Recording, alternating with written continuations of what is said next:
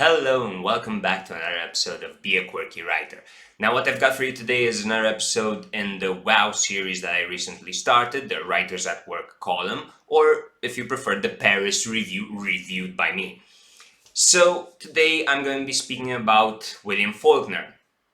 Now, you see, for what I remember, once upon a time I did read two of his books. I have read Absalom and The Sound and the Fury. And for the life of me, I cannot remember what were they about. I just remember that I did not like them. There was a lot of stream of consciousness involved. And at a certain point, I even asked a professor of mine what he thought. And he gave me this literary criticism explanation about how Faulkner is more or less an onion. So you would have to, reading Faulkner is like peeling an onion because it has a lot of layers, and the more layers you go through, the more you understand. To be fair, I hate onions, and also the more you peel them, the more they make you cry. Just like Faulkner for me. So yeah, I did not like him as an author, and if you disagree with that, then you can just go Faulkner yourself. And by that, I obviously mean that you can go read some Faulkner and see if you agree or not with my take. Anyway, let's get down to business, right? So, in his interview, what he says is something along the lines that if he did not exist, just as if Hemingway did not exist or Dostoevsky, the books would have been written anyway, because he puts his emphasis on the work, so the literary work, rather than the author. And that is why I don't use biographies, for instance. So I really appreciate his point of view, because it's something that I had already mentioned just with Borges, I think. So for him, the artist is of no importance. It is not important knowing who was Shakespeare, rather than the Hamlet was written, right? So that's one of his points of view. And then in the interview, he says something much more interesting that I want to discuss with you today.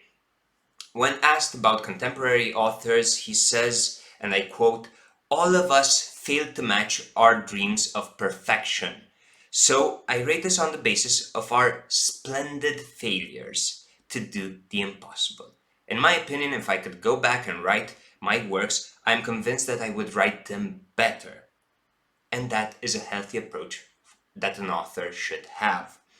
So, from one point of view, there is this will of perseverance, right? The more you do it, the better you become. And you have to insist. You have to go on and on and on. You have to write and continue writing and just do it better. Which, to be fair, is something that has been said a lot of times by a lot of different authors. He does say that for an author it is important to have 99% talent, 99% discipline, and 99% work. So he was no mathematician, obviously. But he does say that a writer must be unsatisfied.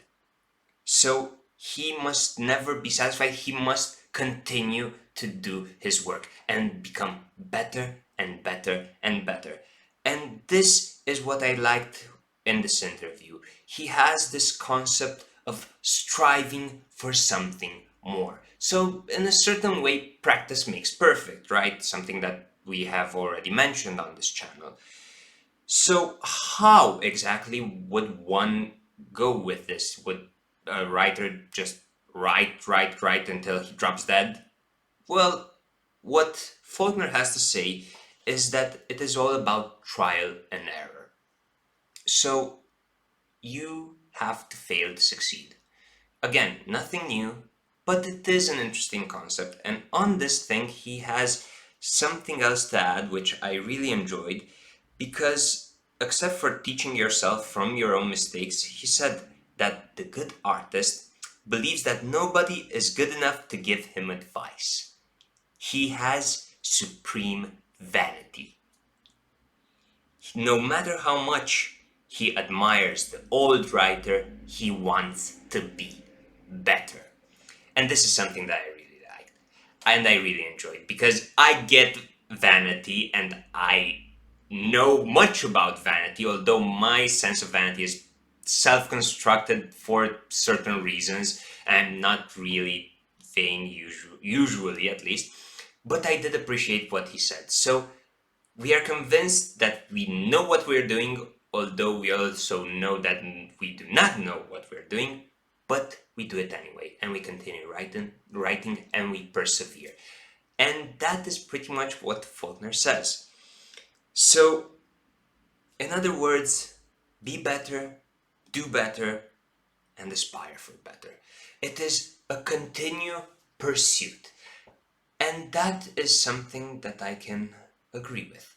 It is the continued pursuit of something that you do not necessarily know what it will be. You don't know where the road will lead you.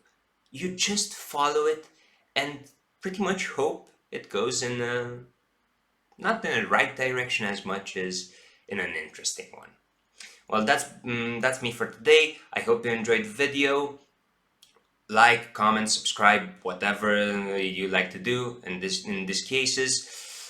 I will see you all in the next video. Don't forget to breathe. Don't forget to breathe. Don't forget to smile. Those are important things. Have a nice one.